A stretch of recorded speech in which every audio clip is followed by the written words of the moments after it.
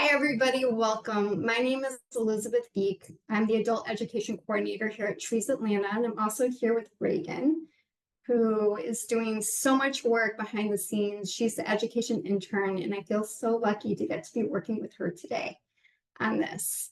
I'm really excited because we have a wonderful presentation today on the East Decatur Greenway and the gas station to Greenway project. It's going to be a wonderful story. I'm going to just do a quick intro. So for those of you who don't know Trees Atlanta, our mission is to protect and improve Atlanta's urban forests by planting, conserving, and educating. And we invite you to learn more about our work at the website below. We want to give a special thanks to the City of Atlanta, who sponsors so many of these educational programs. We could not be doing this work without their help.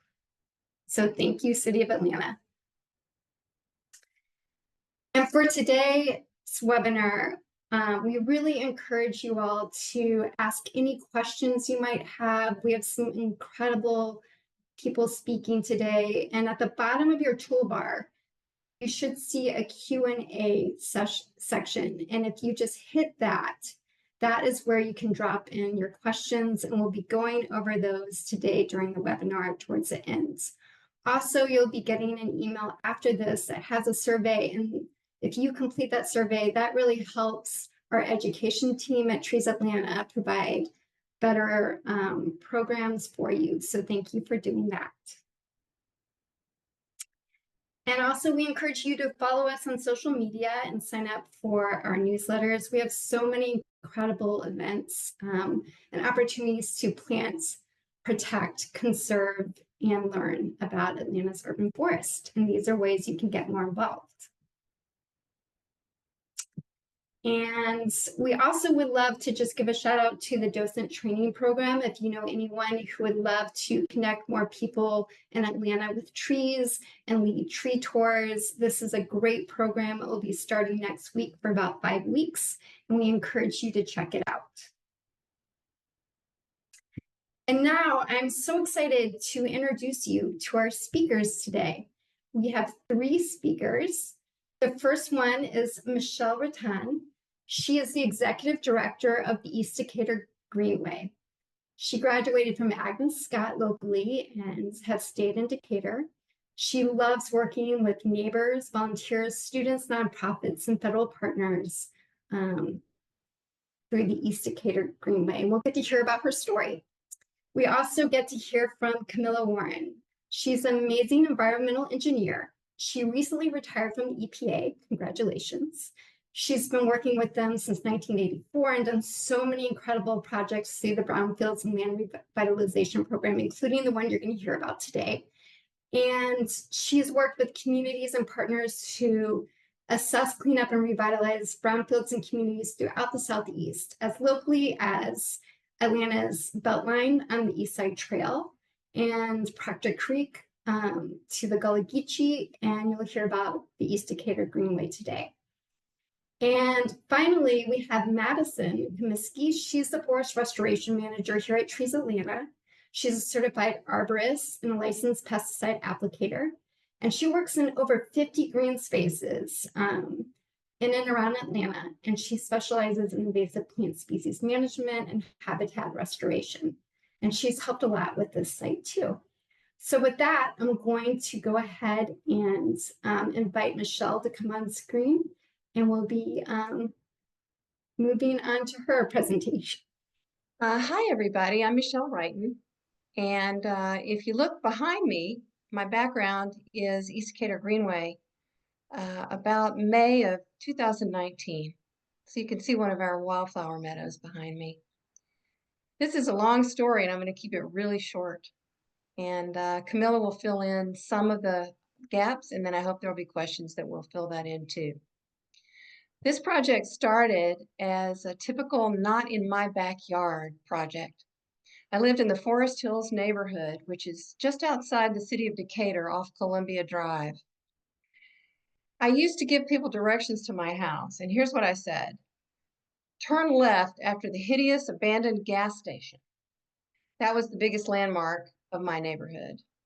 There was dumping, abandoned cars, kudzu, drug deals, any kind of unsavory activity went on there. Neighbors tried to get DeKalb County code enforcement to clean it up, to no avail. In 2010, a local business person who was in real estate, who was also a benefactor of the Friends School, which is right next door, contacted me and asked me to see if I could acquire the property that the old gas station sat on so that it could be cleaned up. He'd already been investigating it and tried to buy it, but unsuccessfully. And he had already gotten an environmental analysis called a phase 2 analysis that revealed extensive contamination of soil and groundwater that had petroleum constituents. At that point in time, I didn't know anything about petroleum contamination issues. I was one of those people that when I went to the gas station, I didn't even know where the fuel was stored. I had no idea, and I never even thought about it. My academic background was a major in Bible and religion. So this was a big ask for me to learn, but I did. There isn't really time to tell you all about the people I consulted and the technical elements, the paperwork, the meetings, the reporting. But when I look back through some of the emails from that time, I was really surprised by how much it was. It was a lot. It was very challenging. It was also very rewarding. But the reason I'm telling you this is that I want you to know that anybody can do this, even if you don't know about it, if you have the right people to guide and support you. And very fortunately, I did. Okay, so let's take a look at slide 2 so you can see the before pictures. Above right is the existing gas station before it was demolished with the dispenser island and canopy. And the sign below was what we put up when we got started, which acknowledged some of our benefactors at that time. And if you go to number 3, this is where we get started. The environmental engineer who did the phase 2 examination, and it revealed, as I said, it revealed a lot of contamination. He suggested that I contact the Georgia Environmental Protection Division. And I talked to several of the staff members who shared what they knew about the property. It had quite a history with the EPD. The coordinator of the Georgia Brownfield program, because this property was considered a brownfield due to the contamination, suggested that I call the EPA Region 4 office right here in Atlanta. The two people that I encountered there were Bob Rosen and Camilla Warren, who you'll hear from later. And both of them lived nearby and drove past this place frequently and knew exactly what I was talking about. Bob managed the first stage of the process, which was something called a targeted brownfields assessment. And this is when they conduct an environmental assessment to collect samples such as soil and water to determine if and how a site is contaminated. And of course, they found a lot of contamination, not only of petroleum products, but also asbestos associated with the convenience store that sat on the property. And after that point, Camilla became East Decatur Greenway's guardian angel. And technically that's called a project officer, but it was really much more than that. She encouraged East Decatur Greenway to apply for a brownfield cleanup grant from the EPA in 2014. And that was quite an adventure, applying for a federal grant. I had never done that before. And the way it turned out was that East Decatur Greenway was one of only 2 sites in Georgia to receive that grant. Lots of people applied, but there were only 2 in Georgia that year. And that was $200,000. Process of getting from the grant to the actual remediation was lengthy and very educational for me. We had to interview different consultants, different environmental engineering firms, and we had to choose one to do the remediation. We got 95% of the way through it when we ran out of money. And so what we did at that point, and we can go on to the next slide, was we applied for funding, EPA funding, through DeKalb County. It was called the DeKalb County Revolving Loan Fund, but we actually received a grant, not a loan. And this was an additional, it was about $87,000, and it enabled us to complete the removal of contaminated soil and groundwater, and to also complete the restoration of the site, which included remediation features that were built into it, such as a very large rain garden. And so what you see there on the right side is the beginning of the landscape installation.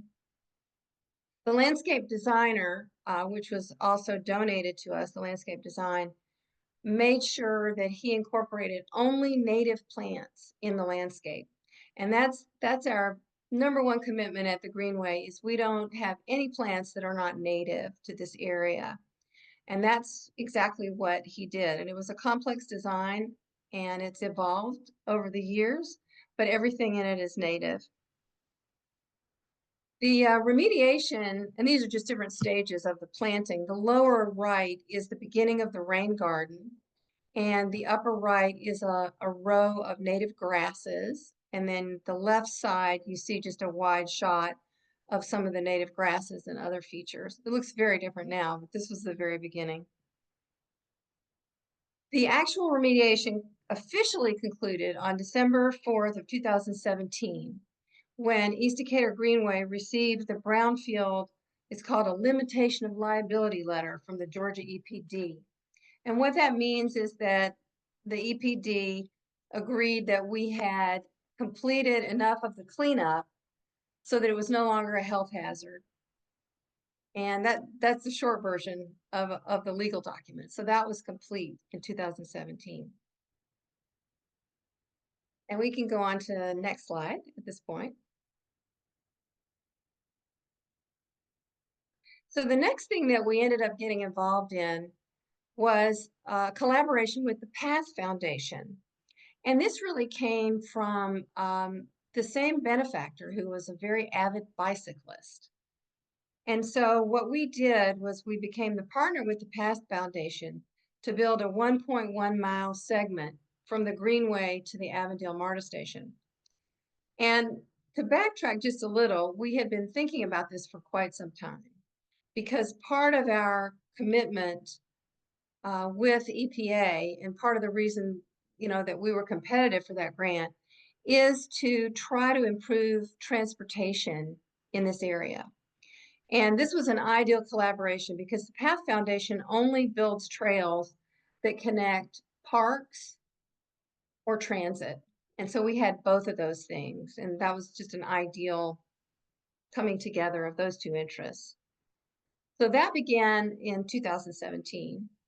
The trailhead, which you can see the sign on the left-hand slide, you can't really see where it is, but it's right at the front of the Greenway at 890 Columbia Drive, which shows you where it starts. At some point in the future, the PATH Foundation hopes to extend that trail south, down Columbia and into DeKalb County, South DeKalb County, when the funding is available. There's a map in the middle that gives you a little bit of an idea of the trajectory of the trail. And then the right is a photo that shows you what part of it looks like. Okay, next slide. And our next project was really a transformational one. We applied for a National Fish and Wildlife Grant, and this was at the suggestion also of Camilla Warren. And what a great suggestion it was. And we received that grant.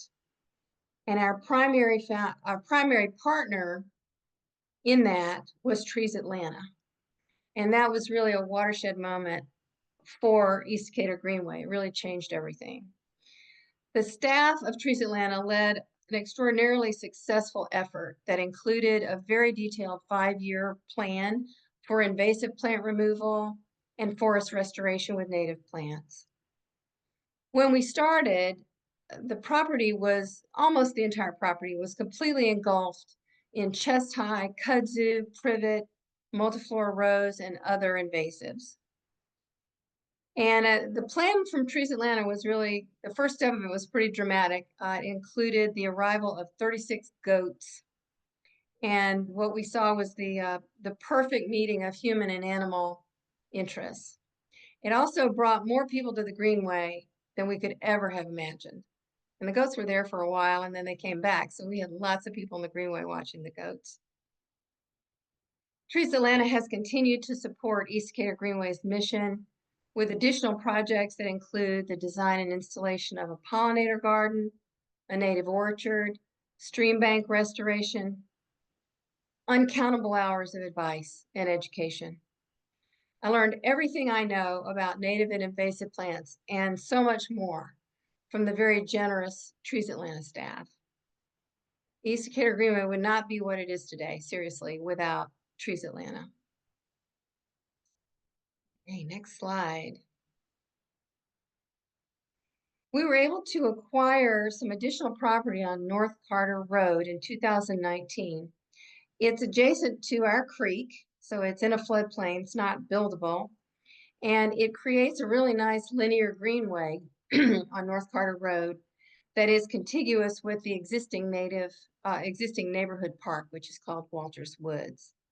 So that enabled us to expand our acreage and also begin to introduce native plants to the neighborhood and to call attention to environmental issues that have arisen there. So that was a great. It's not a lot of land, but it has a lot of impact. Next slide.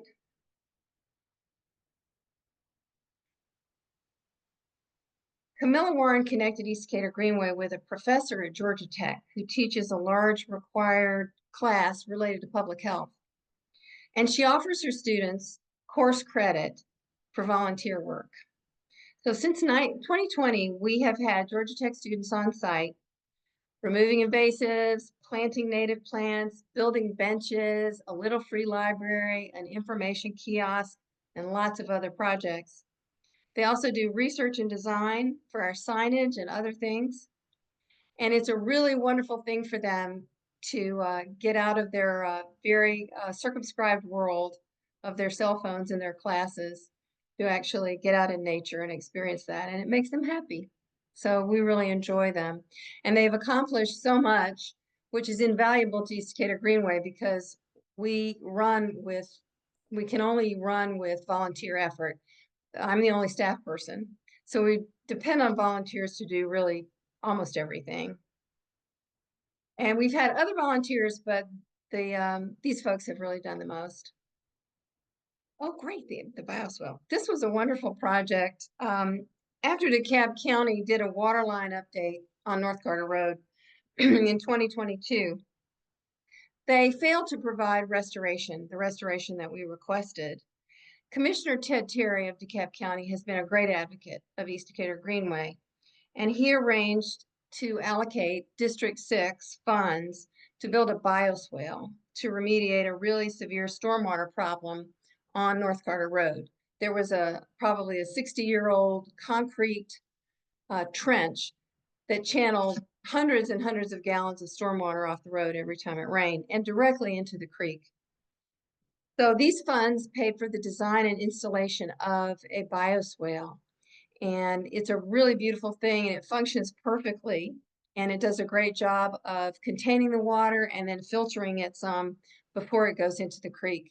We also have a great informational sign designed by Georgia Tech to give people information about how rain gardens can be used in private spaces as well as public spaces. And Commissioner Terry sees this as like a demonstration project for alternative stormwater management. So we're really proud of that. Okay, next slide. So challenges. This is a lovely story and almost all of it's positive, but we do have some challenges. Most of our challenges really come from the public utilities. Now that we've accomplished what we have, the public utilities are really the things that threaten the Greenway. And the reason for this is that public utilities are often located in places like the Greenway, floodplains, areas with no residents who might observe things. And of course, many of the activities of the public utilities are necessary, some are not, but it requires constant vigilance and frequent negotiations over time. At this point, there is a very large Atlanta gas light pipeline that runs through this property. And, occasionally it has to be maintained by AGL, which causes some destruction to what we have going on there. And the next thing that's coming up in a couple of years is DeKalb County is under a consent decree with the federal government about the sewer lines in the county, as many of you may know. And there's going to be a new sewer line that's going to cut right through the Greenway and cause quite a bit of destruction. So we're going to be in the negotiation process with DeKalb County about that in the near future. Let's see, I think we have one more slide. Happy slide. Okay, so the work continues, and these are some of my favorite pictures. I have a lot of favorite pictures, but on the far right is a student from the Friends School who is testing the water in the creek as part of the Adopt a Stream program. And below her is a fabulous Luna moth that we spotted right near the Greenway.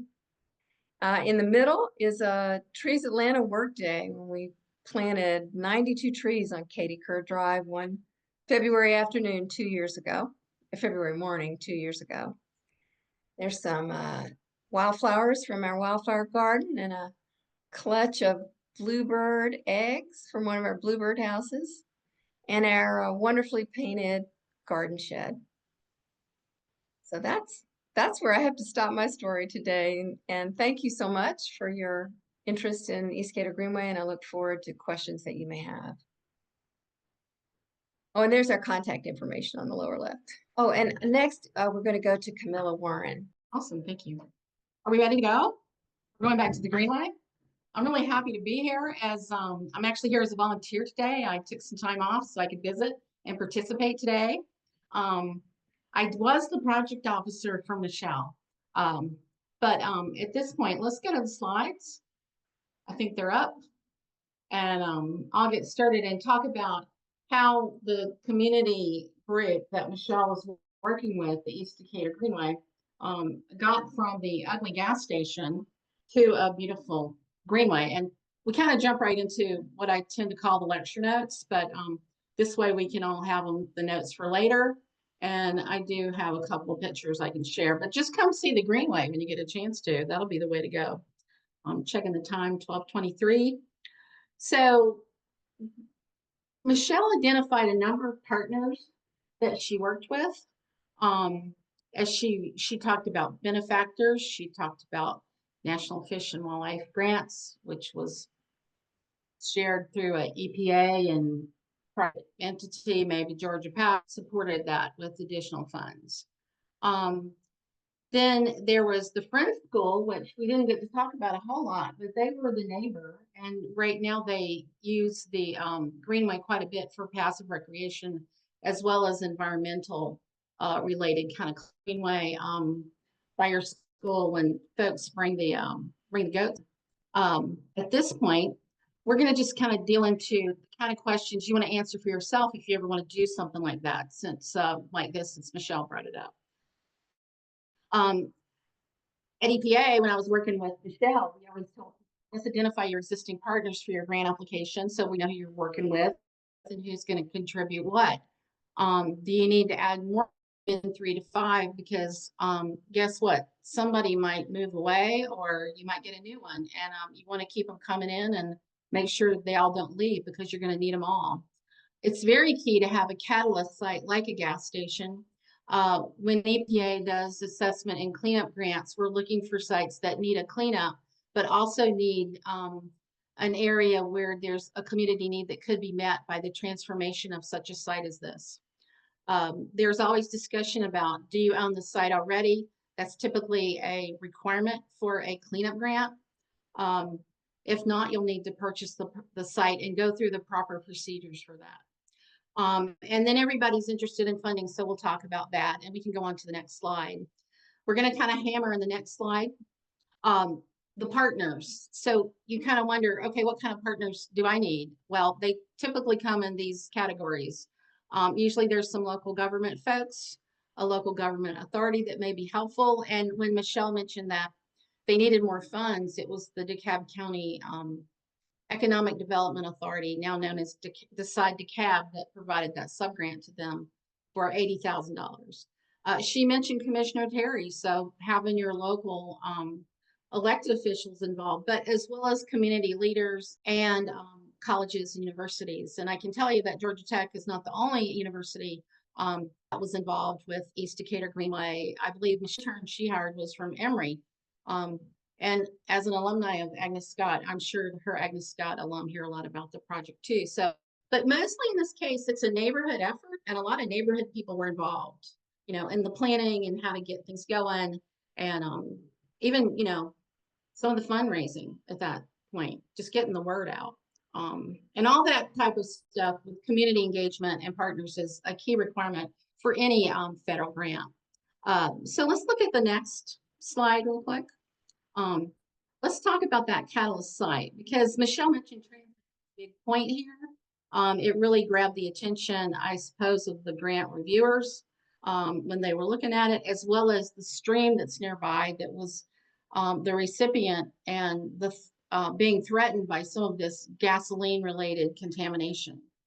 So we're going to do 2 more clicks, I think, for this site. See, whenever you can connect something that's going to be useful to the neighborhood, this is what you want to do. And why is it useful?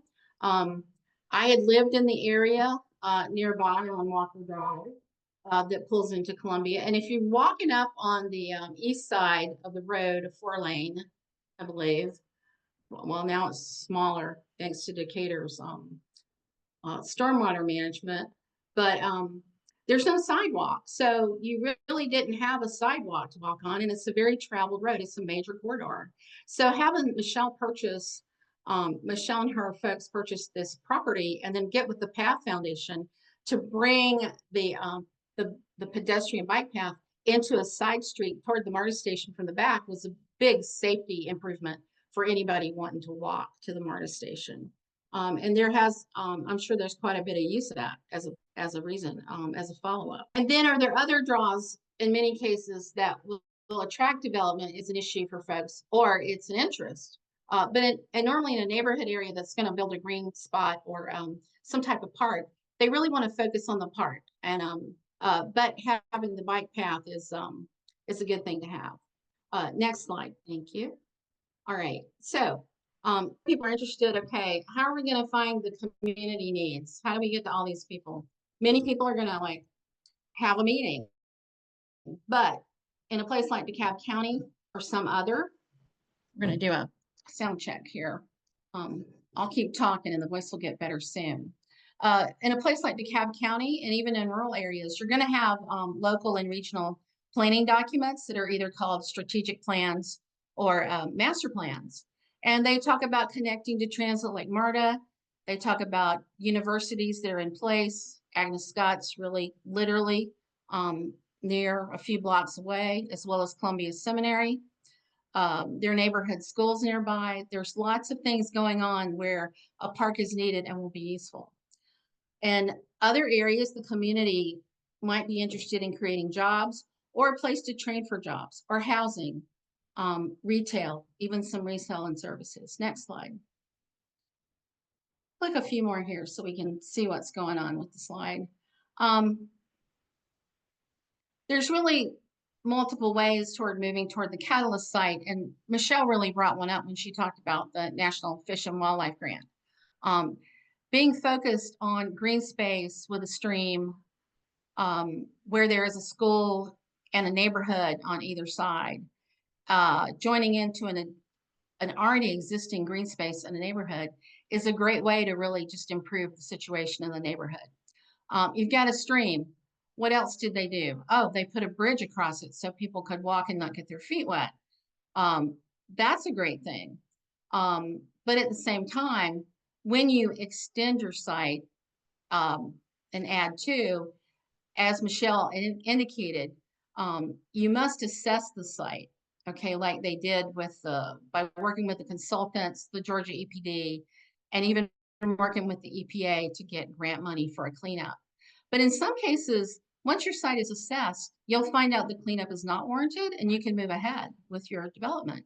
And that could either be funded from a private developer, or philanthropic organizations in Atlanta love to fund green spaces, particularly where the birds are going to be, and maintain that wildlife and tree cover for the city. But once you've done that cleanup, you can apply for other programs with the state that are going to help with that type of thing.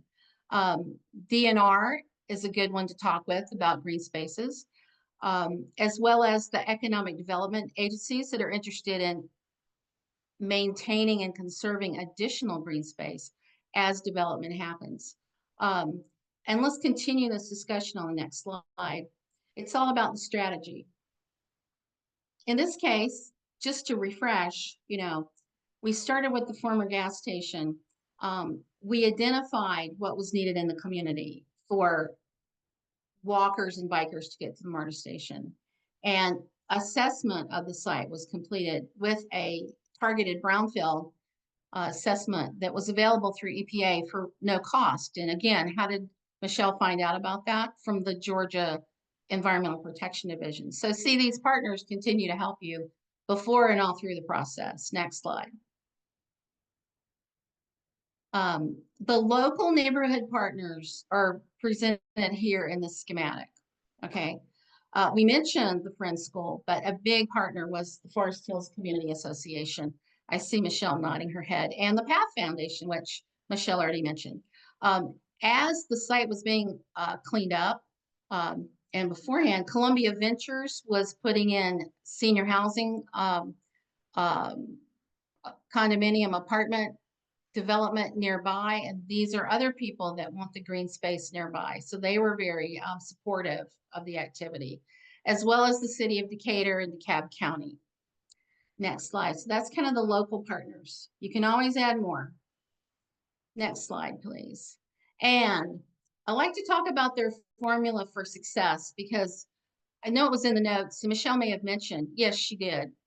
Their application was one of two that was awarded. And normally it's a 25%, award probability.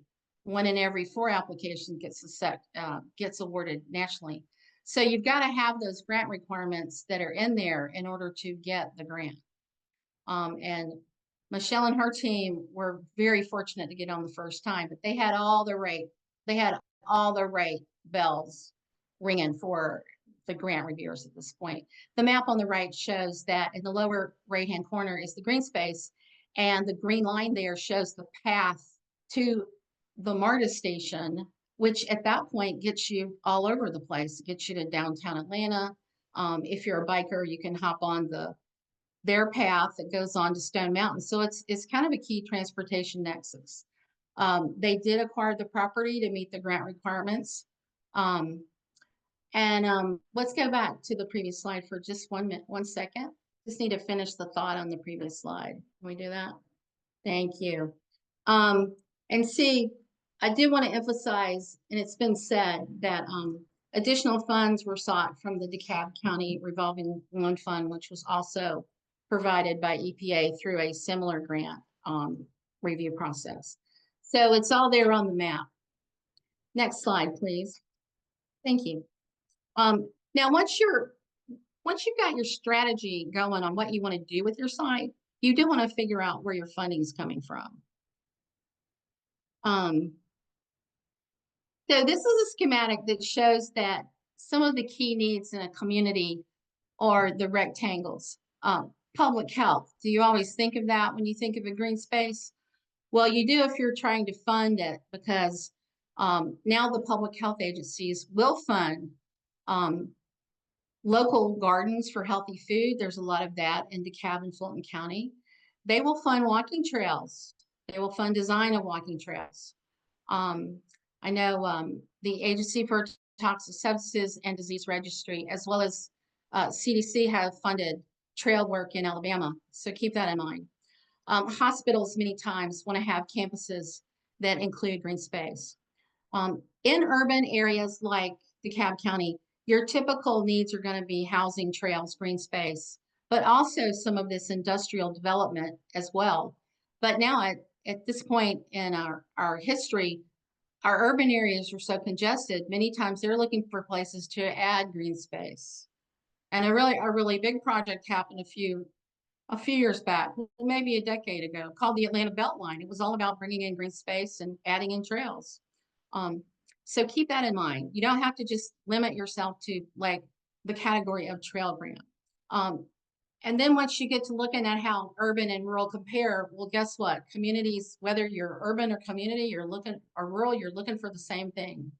And as was emphasized with this particular grant, the transit was a community need, a big need from a safety and a healthy kind of lifestyle, as well as getting to jobs and education like colleges and stuff.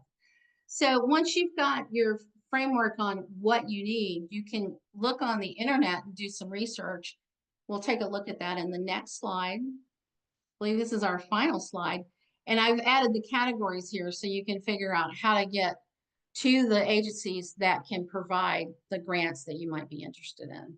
So that wraps it up for me, and we're going on to Madison. I believe he's going to talk more about forest restoration. Thanks so much for being here. Thank you, Camilla and Michelle. I have to say that I'm pretty happy that Camilla went in between Michelle and I, because Michelle talking about the history of the space was starting to make me a little emotional. So I was able to get my emotions back in. But I'm going to share my screen here. So just give me a second to get my presentation up and running. All right, so the part of this presentation that I'm going to talk about is really going over the restoration of it all when it comes to invasive plants that happened out at East Decatur Greenway. And the reason that I wanted to shine a light on the East Decatur Greenway space was because we have a lot of community members who come to us with green spaces right in their backyard, and they want to do something about it, but they don't know how.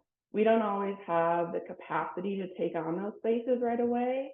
And so I wanted to shine a light on all the work that Michelle did through just being a community member and being engaged in their space to then eventually be able to get Trees Atlanta involved as a partner. So to dive right into the East Decatur Greenway space, truly, it really did all start with goats. But before we were able to get goats in, like Michelle had mentioned, in 2018, she was able to apply and be awarded the NIFWIF, or the National Fish and Wildlife Foundation grant. And the portion in which Trees Atlanta received allowed for us to do a vegetation analysis and management plan of the space. This is extremely important for us when we are trying to tackle any invasive plant species at a site, especially if we're trying to do restoration at the scale that East Decatur Greenway needed it, because it allows for us to know the density at which all the invasives are present and where they are present. This allows for us to prioritize certain areas and be able to project into the future what work needs to be done. So for this NIFWIF funded work, we had about a year to get the work done, but through doing the vegetation analysis and management plan, we had projected work out up to 5 years. So we knew what additional funding would be needed throughout the year. So again, back to the goats. The restoration work really did start with goats. This is from the top of the slope. This is looking out to really the most heavily and dense affected areas of the green space that had a very high amount of kudzu really swallowing it whole, affecting every layer of the forested area. And without the goats, we would have been able to come in and done the work. But like Michelle mentioned, goats were a great way to kind of engage the community to the space and show how animals can be a form of restoration mitigation through biological control. You do have to be intentional when using biological control, because you do want a follow-up plan. So the goats were able to get the space looking from this to this, and you can actually see some of the little goat friends out there. And this next slide is also just a before and after. And again, it's extremely important using any sort of removal methodology to have a follow-up plan. So you always want to make sure that you've got that next step ready to be engaged. So after the goats came all the people. So the goats, like I mentioned, were allowed for accessibility to the site. Once we had accessibility, we could really manage the space using our removal methodologies. Oftentimes with grants, requirements involve estimating the amount of staff hours. And if you utilize volunteers, that can be a great way to show that grants that you're really trying to engage in the community. So for this grant, we estimated a certain amount of staff hours, but we also included volunteer projects as well. So throughout 2018 and 2019, we had 4 volunteer projects, which included 79 individuals and 316 volunteer hours total. And they got the space looking from this to this, and also did a lot of, so they did a lot of work doing kudzu removal along the slope, but they also did a lot of kudzu remediation along the stream bank as well, and did live stake plantings along the stream bank. So once we moved through the National Fish and Wildlife funding, our next stage was to actually start to think about planting and start to do the installation of the plantings that we had planned in the management plan and vegetation analysis. So plantings are always a good way to also sweeten the deal within a grant. Just doing invasive removal isn't necessarily always what will kind of catch the eye of any kind of funder or donor. So if you involve plantings and show that you are actually going to do the next step with that donation or with that funding, then it oftentimes will help actually get awarded the grant. So after 2019 and 2020, we began replanting areas that we did heavy kudzu removal in. So the map to the right shows areas in pink where we had planned and followed through with our plantings. So once the kudzu was under mitigation and mitigation of that was underway, we could actually start to install the plantings during planting season. Like I mentioned, kudzu will negatively impact every layer of the forested area. So with our plantings, we wanted to be very intentional of replacing what should have been there that was lost to the kudzu infestation over the years. On the slope side, near the Friends of School, we needed to include plantings that could take on harsh soil conditions, full sun. They also needed to be successional species and species that would grow up quickly and create that overstory that had been taken out by the kudzu. Down here near Shoals Creek, within the riparian zone, we really wanted to include plants that would do well in a watershed area that could receive times of flooding and stay wet during different seasons. And then up here near the entrance area that Michelle had mentioned, we did include an orchard planting. So these were plantings where they were fruiting trees for both wildlife and humans. And it actually put a great spotlight on our native fruit trees. And they actually do produce fruit. I highly recommend, like both Michelle and Camilla said, the best way to get a sense of the space is to visit it. And if you visit during fruiting season, you might get lucky to walk away with some service berries and mulberries, maybe some Chickasaw plums. And then I want to draw your attention back to the slope. So this second polygon, the second pink polygon underneath the slope planting, we actually installed a berry patch. This berry patch were all native berries that would provide fruit to, again, not just humans, but wildlife as well. We call this brambles, but it's really just all of our berry fruiting plants. And I have to say that over the years, I've had some pretty good snacks out at Decatur Greenway. So throughout the years, we managed to continue with funding with including planting plans. So we were able to stretch our funding a pretty long way by planting. So the photo on the right is a snapshot of Decatur Greenway from our mapping system, and all of those pink, white, and blue dots throughout the space are all actual individual plants that we have planted over the years. So on the left hand, you'll kind of see the outline of what we've planted throughout the years, and on the right hand, you'll see areas in which we did plant. Again, like I'd mentioned, we were able to stretch our funding by including planting plans. So we used contract revenue, capital campaign, and continued grant funding from EDG and Michelle to allow for these plantings. another way in which we were able to kind of stay within the site is we will include maintenance costs into the cost of our plants, which will allow us again to be able to just maintain our plants, but also actually physically be able to be within the space for a longer amount of time. The EDG space offered up a lot of opportunity for planting. It is not our run-of-the-mill forest restoration site type of planting. We were able to do things like a pollinator garden, which is, again, not something that we usually do in a forest restoration setting. So this allowed for us to bring in a lot of different species and not only add beautification, but a lot of ecological benefits to the wildlife.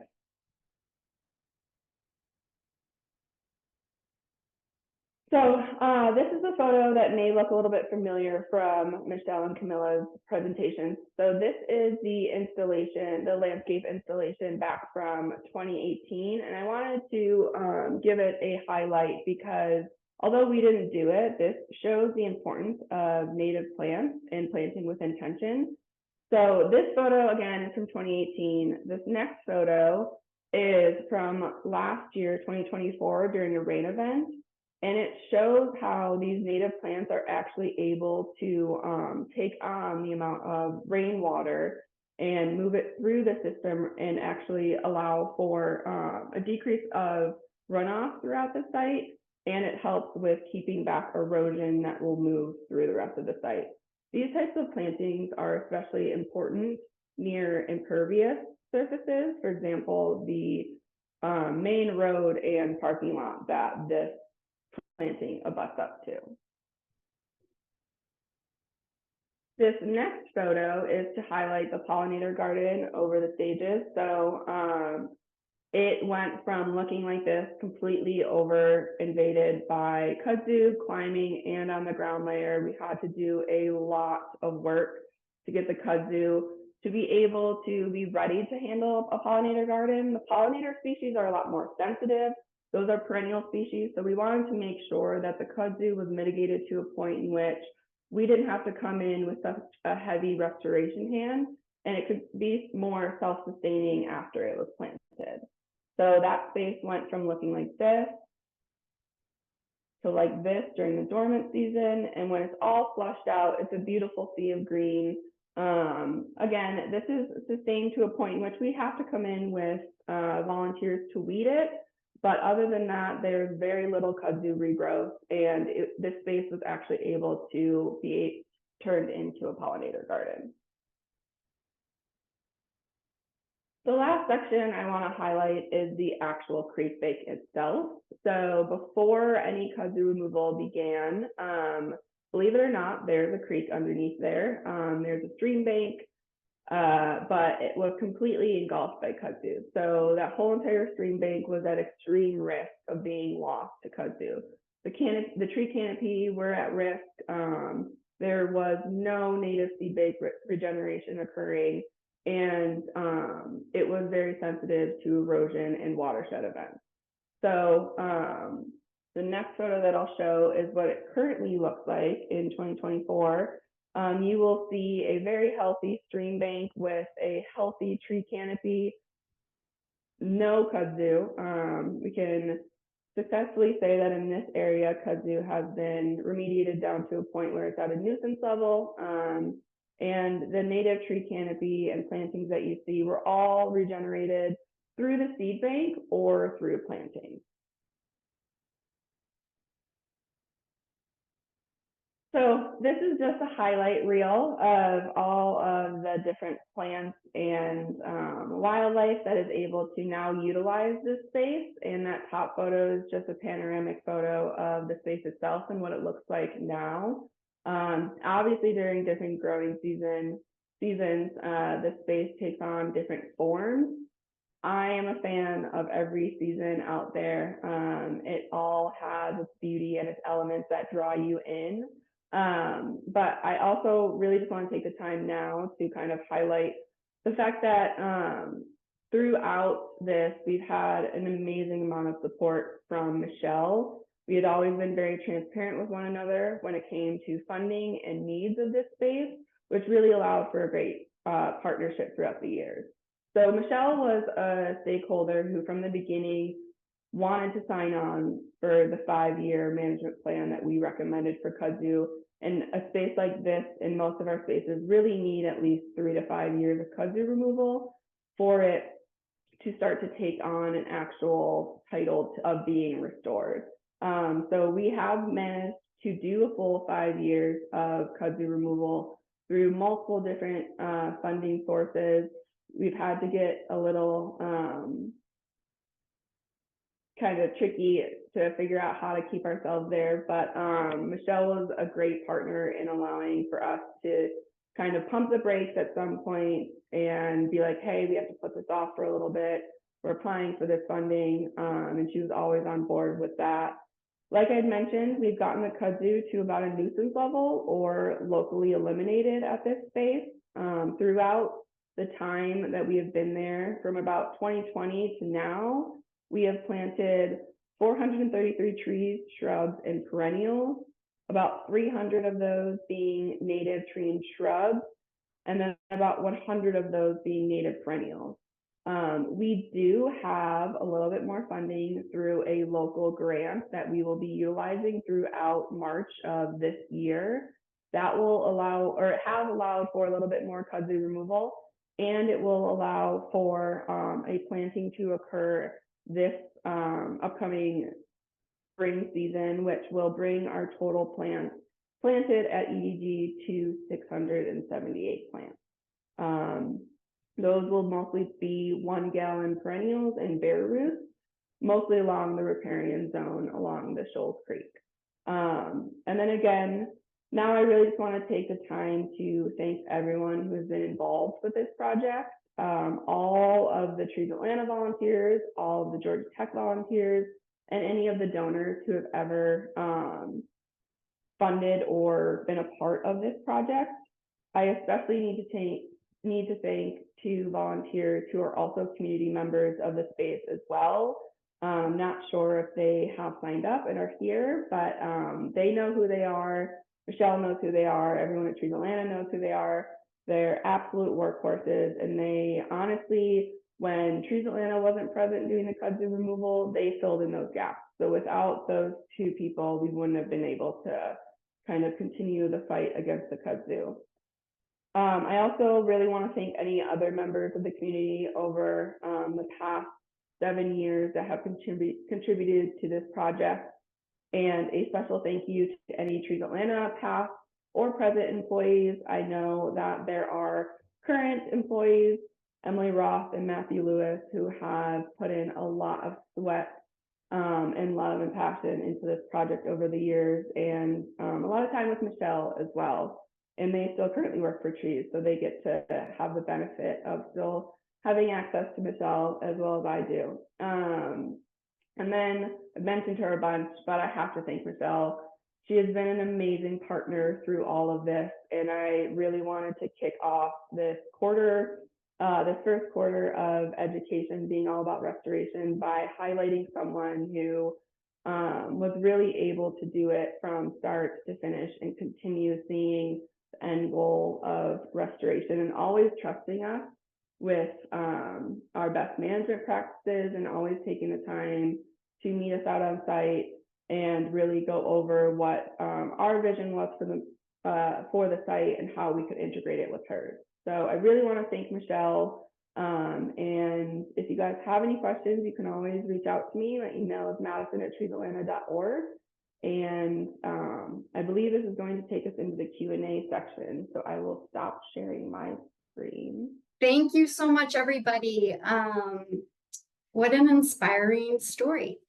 So I want to give us some time for some questions and answers. And Madison did a big thank you to a lot of people. And it was wonderful to see Brian had jumped into the Q&A and said, I was at the planting project. My daughter and I were a part of that. If you all have any additional questions, you can please go to the bottom of your screen and you can drop some questions in the Q&A. And while you're doing that, I wanted to ask a question from Eliza. And this is to all the panelists. So panelists, you guys are welcome to come back on camera if you can and unmute. So this question is from Eliza, and she asked, did you face any pushback for any aspect of your project? And how did you navigate that? I don't know if Michelle would be the best person to answer that, or Madison. Maybe Michelle? Let's see, pushback. We didn't, I think we had the typical challenges of working on any project, meaning tasks that are, sometimes take longer than you would wish they would take, reporting requirements, things like that. But I think we were very fortunate, I think the way I see it is, and it may sound a little bit airy-fairy, but this was a project whose time had come.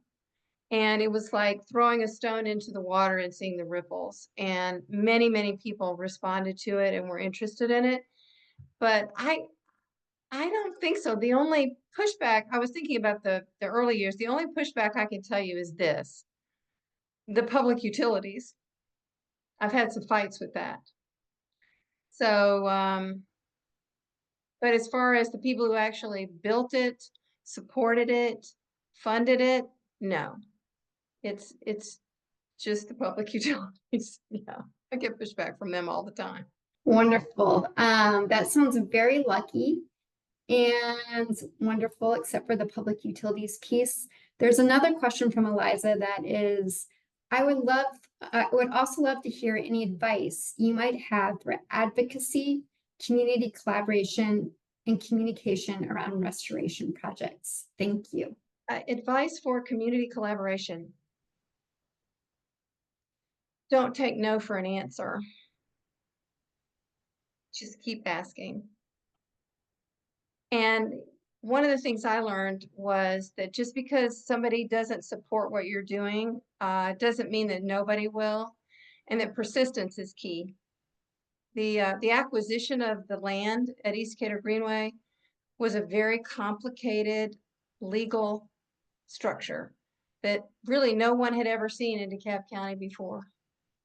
And I won't go into all the details of it, but it was very difficult, and it required the involvement of the sheriff of DeKalb County.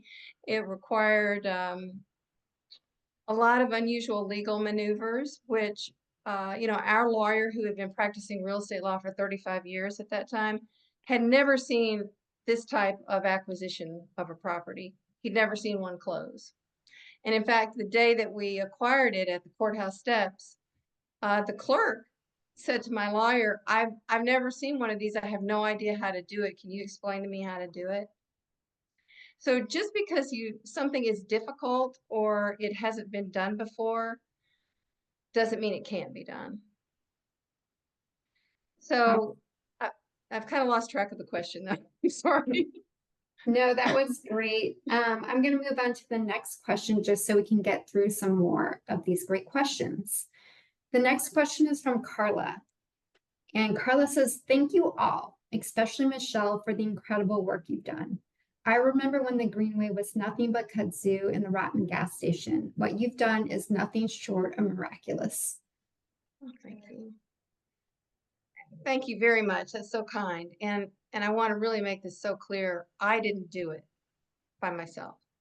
There is a host of people, which I wish I had time to tell you all about, who made this possible. So thank you for your kind words, but it wasn't on me.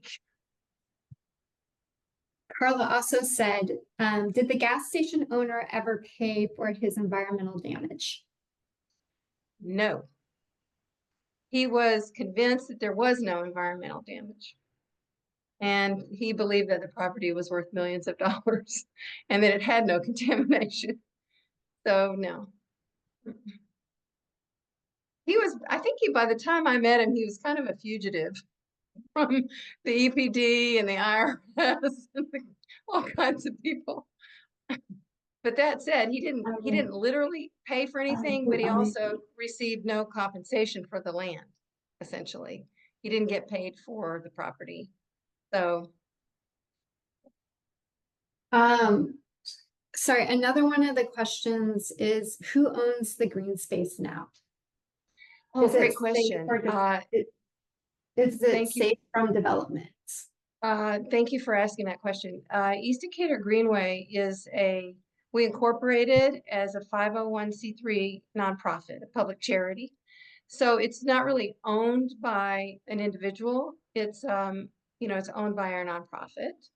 And we have a board of directors, and we function just like any other nonprofit, only very small. We, file the 990, which is the nonprofit tax return. So it's considered a public charity, and I'm the person who manages it currently.